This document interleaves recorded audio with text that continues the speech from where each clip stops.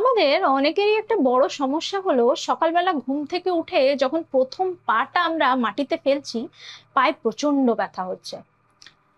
তো এটা কিন্তু প্লান্টার ফ্যাসাইটিস হতে পারে।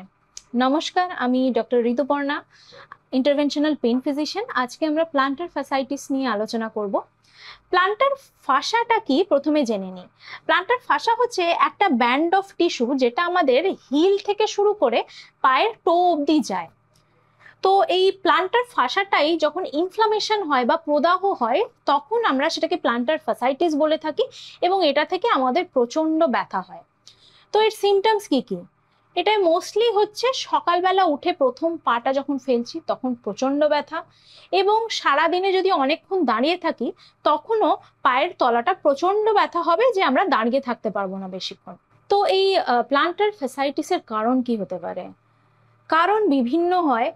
যেমন ধরুন, ওভার স্ট্রেনিং এর জন্য, মানে খুব বেশি use of our plantar fascia, মানে অনেকক্ষণ দাঁড়িয়ে থাকা যাদের কাজ, ট্রাফিক পুলিশ বলুন বা ওষুধের দোকানে যারা কাজ করছেন, বা নর্মালি তাদের কাজই হচ্ছে অনেকক্ষণ দাঁড়িয়ে থাকা, তাদের কিন্তু এরকম প্লান্টার ফাসাইটিসের চান্স অনেকটাই বেশি। এছাড়া অনেক সময় দেখা যায় যে আমাদের যে জুতোটা পরছি সেই জুতোর আর্চ মেনটেন হচ্ছে না, জুতোর স্ট্রাকচারটা একটু সমস্যা আছে, সেই কারণে প্লান্টার ফ্যাসাইটিস হতে পারে। অনেকের আবার পায়ের পাতাটা একদম ফ্ল্যাট, যাদেরকে আমরা ফ্ল্যাট ফুট বলে থাকি, তাদেরও কিন্তু প্লান্টার ফ্যাসাইটিসের চান্স অনেকটাই বেশি। আবার যাদের ধরুন বডি ওয়েট প্রচন্ড বেশি, ওভারওয়েট, তাদেরও কিন্তু পায়ের পাতার উপর অনেকটাই প্রেসার পড়ে, সে কারণেও কিন্তু প্লান্টার ফ্যাসাইটিস হতে পারে।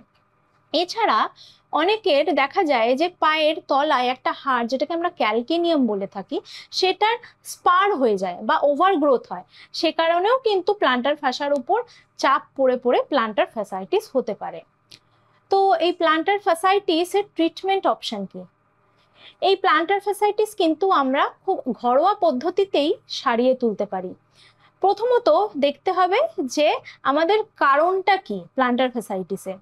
যদি মনে হয় যে আমাদের জুতোটা ঠিক নেই, তাহলে আমাদের একটা সফট সোল জুতো পরতে হবে, এবং সেই জুতোটা সব সময় পরে থাকতে হবে, মানে ঘরে যদি হাঁটাচলা করছি সেই টাইমেও আমরা যেন সফট সোল শু মেনটেন করি। যদি বডির ওজনটা অনেকটা বেশি হয়, সেটা কমানোর চেষ্টা করতে হবে প্রপার ডায়েট এবং এক্সারসাইজ দিয়ে।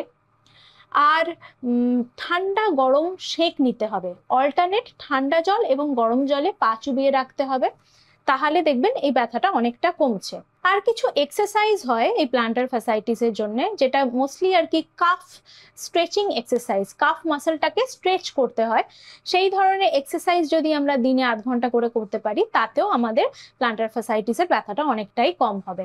এছাড়া কিছু ওষুধ আমরা খেতে পারি, এনসেড গ্রুপ অফ ওষুধ, এই ধরনের ওষুধগুলো এই প্লান্টার ফ্যাসাইটিসে খুব ভালো কাজ করে।